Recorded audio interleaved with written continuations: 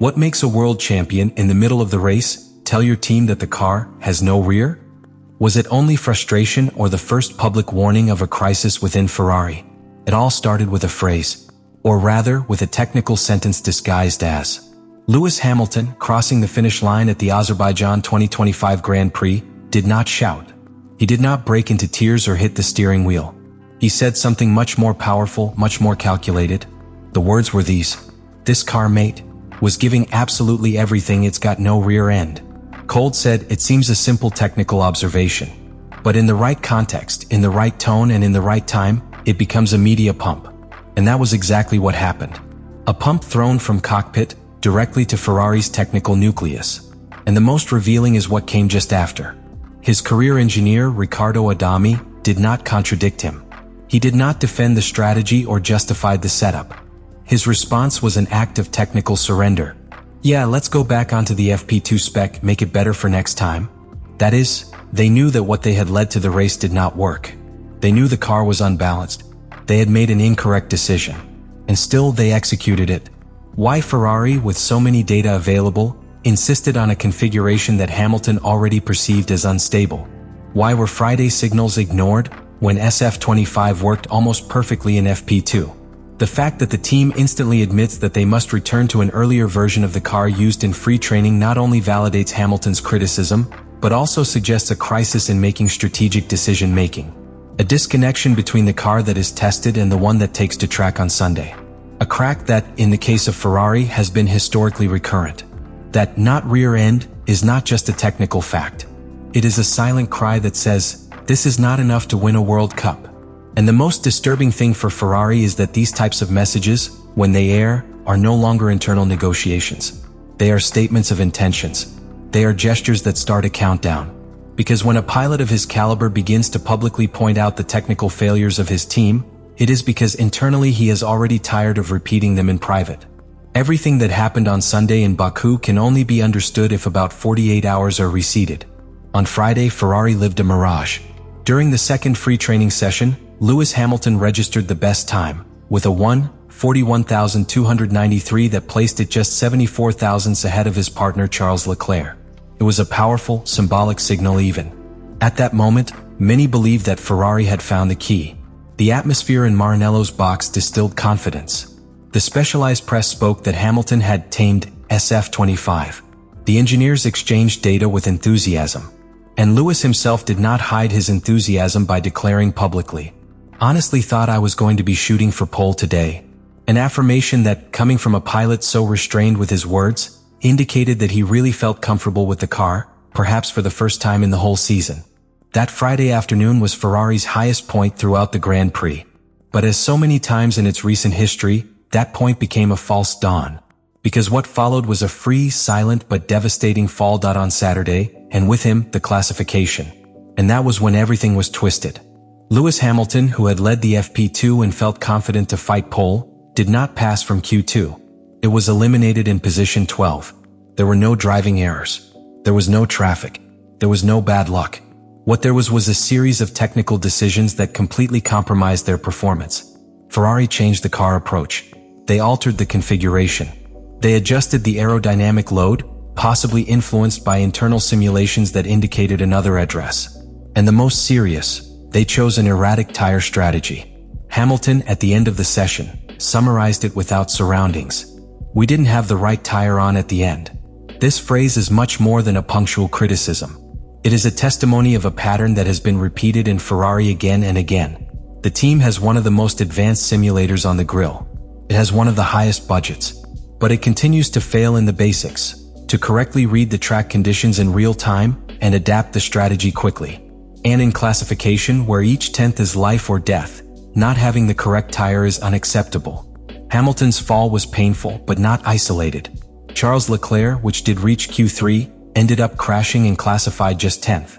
Two cars that on Friday looked like podium candidates were now out of the first 10 or just inside, committed to Sunday's race. Once again, Ferrari's strategy or the lack of her had sabotaged her own potential. But this tactical tragedy has a deeper root. It is the result of a lack of structural confidence within the team. Ferrari remains a set of departments that do not always communicate with the necessary fluidity. The simulation part, the strategists, the track engineers, and the pilots seem to operate in silos that rarely converge in time. Hamilton came to Ferrari to change that, to contribute clarity, experience, leadership. But even its presence does not seem enough to correct what appears to be a systemic problem. Baku's result was only the tip of the iceberg, because behind each bad classification there are hours of internal discussions, failed meetings, decisions that were not made, and warnings that were not heard. And when a team begins to build its weekend on false premises, such as assuming that an ideal configuration of Friday will work under pressure on Saturday, is walking down the tightrope. In Baku, Ferrari fell. And Lewis Hamilton, who had caressed the illusion of pole, met again with a reality that knows too well, the frustration of having talent but not the tools. Hamilton's phrase, "It's got no rear end," cannot be analyzed only as an emotional criticism. It is, in essence, a mechanical diagnosis. And to understand the weight of those words, it is necessary to perform a technical autopsy of the SF25, the car that had to mark the beginning of a new era for Ferrari, and that, in Baku, he once again demonstrated that his problems are not this year. They are structural. When a pilot speaks of not rear end, it refers to an absence of stability in the back of the car. Technically, that implies two big problems: lack of aerodynamic load on the rear axle and a balance sheet that does not allow the pilot to attack the curves with confidence. In a circuit like Baku, where intense braking are combined with 90-degree curves and high-speed areas, that is lethal. The SF25 has inherited from SF24 a design philosophy that bets on an extremely compact body in the rear. This was done to improve the flow of air to the diffuser, one of the key elements to generate aerodynamic load without increasing drag. However, what worked in ideal conditions has become a critical weakness when temperatures vary or when the setup fits outside the perfect window. In addition, there is a second level of conflict: the thermal management of the tires.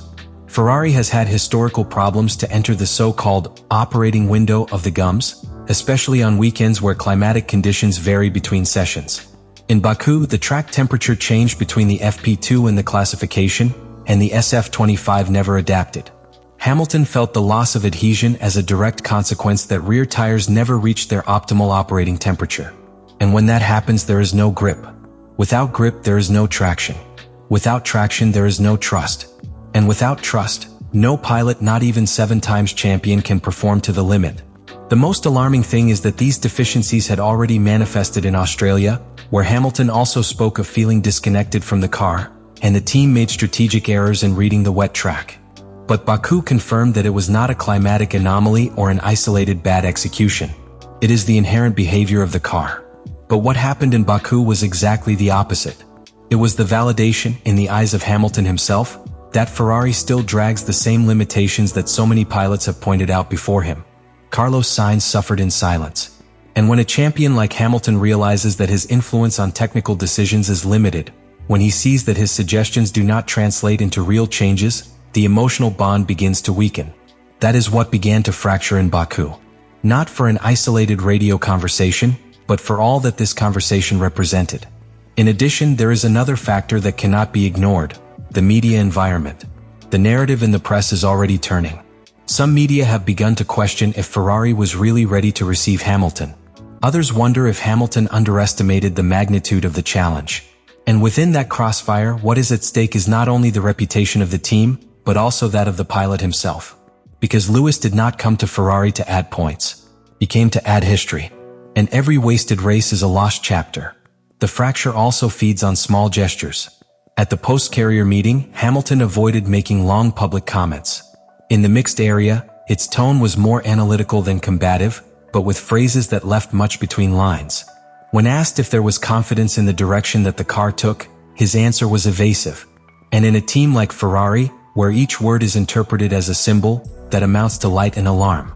There is something else. Ferrari fears the impact that this type of conflicts have on its internal dynamics. Hamilton's arrival forced to reconfigure the weight within the team. Leclerc, the favorite of the house, now shares leadership. And when the results do not arrive, technical tensions can be transformed into personal tensions. One more bad result, one more strategy, and that coexistence can become unsustainable.